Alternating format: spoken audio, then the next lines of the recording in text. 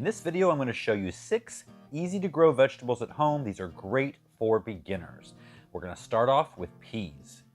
Peas are easy to grow and have very few pests. They're one of my favorite fresh garden snacks. They rarely make it inside.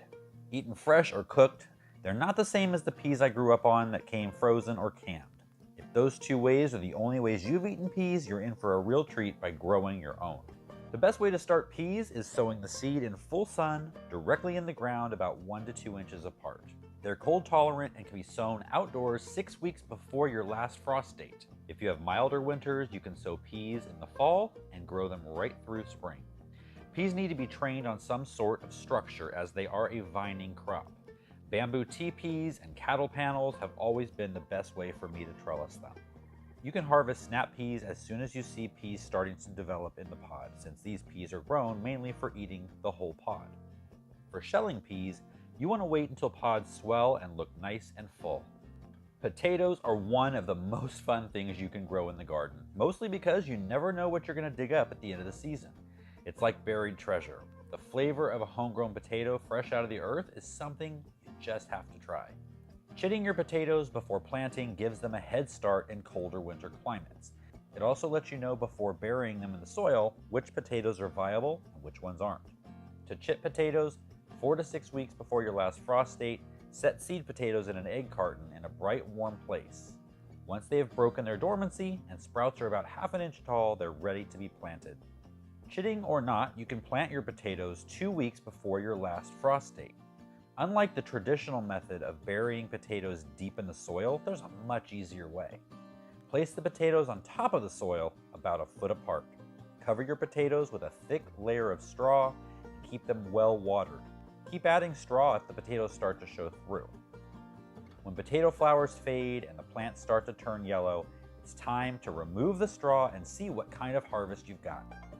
When first harvested, the skins are very thin and fragile. You can rinse them, but don't scrub the soil off. They need to be stored in a cool, dark place for 7 to 10 days to really cure that skin.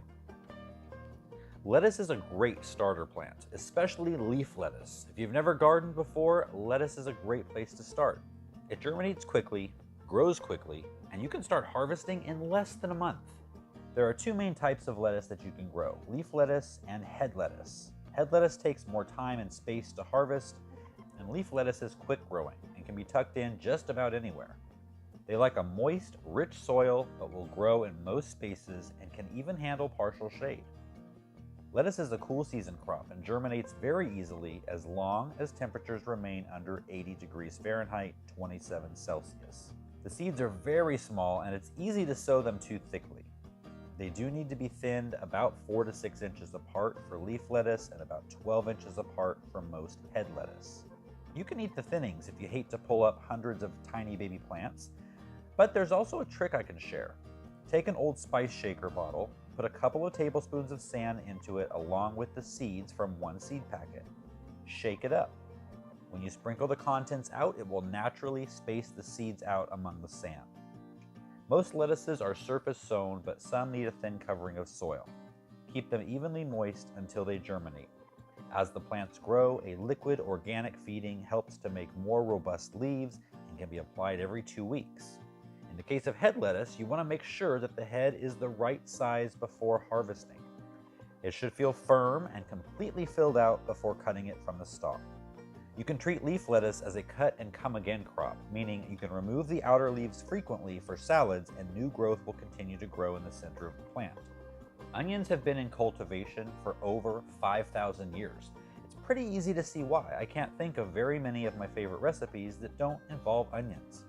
I'm not sure why, but growing my own onions and cooking with them is so satisfying. Maybe because they're so flavorful and add so much to so many dishes. Different varieties need a certain amount of sunlight per day for a specific number of days. In the United States, it's broken down like this. If you're in the northern part of the United States, you're going to grow long day onions. In the central part of the country, you're going to grow intermediate day onions. And in the south, we grow short day onions. If you don't grow the right type of onion for the latitude you live in, you'll get only green onions, or leaves, but not the bulb. In southern mild winter climates, we can sow short day onion seeds in mid-November, or if we miss that window, we get another chance in February to sow intermediate day onions. If you're in colder winter climates, you can start seeds indoors 8 to 10 weeks before your last frost date. You can sow a whole packet of seeds very thickly. It will come up like freshly sown grass. For the next 4 weeks, let them grow. 4 weeks before your last frost date, you can separate the seedlings and plant them out in the garden about 6 inches apart. Onions are fairly easy to grow. Make sure they get plenty of sunshine and moisture, and you're sure to get nice, large bulbs. To ensure this, you feed them every 2 weeks with a balanced liquid organic fertilizer. You'll know it's about time to harvest when the stems start to bend over at the neck just above the bulb. When about half of them have flopped over, go ahead and very gently bend the rest of them over at the same spot. This signals the plant that it's time to prepare for dormancy. When it's time for the actual harvest, you want to dig up your onion bulbs from below and not just pull them out by the stem. Brush any remaining soil off of the bulbs and roots and lay them in the sun for 3 days in a single layer. After that, they will go inside or in the shade in a single layer for another 3 to 4 weeks until the leaves are crispy and brittle. Then, store them in a cool, dry place. I don't know about you, but I can't get enough garlic. In recipes that call for garlic, I add at least double what it calls for. Growing garlic is fun and much easier than you might think. You can also get quite a large harvest out of a very small space. Garlic is planted in the fall, and you want to get it in the ground before your ground freezes. 6 weeks before is ideal. In climates where the ground never freezes, you can plant garlic through November and even December. Since they're bulbs, they like phosphorus, so put some organic phosphorus like bone meal in the bottom of the planting holes. You want to choose the strongest, biggest cloves. Those will produce bigger plants and in the end, bigger garlic bulbs. Garlic likes a full sun location and rich, well-draining soil. Plant each clove pointy end up, about 4 inches deep, 6 inches apart. Garlics are almost a plant and forget it crop. They need to be fed every so often, but that's about it. As long as the soil stays moist and was well amended prior to planting, they get by pretty well on their own. It takes about 8 to 9 months to get a harvest, and you'll know when it's about time when the bottom leaves turn brown and start to dry up. When this happens, dig down a little next to a couple of plants and check the bulb size. If they look like they're full size, you can pull them up. You can eat garlic fresh, but if you grew a lot, you want to prepare it to be stored so that it lasts as long as possible. Dust the dirt off the bulbs, leave the stalk and roots intact, lay them out in a single layer to dry, or tie 8 to 10 together and hang them bulb side down to dry. They need to dry in a fairly dark and cool environment for 3 to 4 weeks until the roots and stalks are dry and crispy. At this point, you can cut off the roots and the stalk and continue to store them in a cool, dark location. Picking carrots in my grandparents' garden is probably my earliest memory of gardening. All root vegetables are fun for adults and kids to harvest because you never know what you're going to get. In mild winter climates, carrot seed can be sown in the fall. In cold winter climates, you can sow carrot seed outdoors 3 to 5 weeks before your last frost date. Carrots don't like to be transplanted, so you will need to sow the seeds directly into the garden in full sun. They like a moist, lightweight root run without a lot of nitrogen.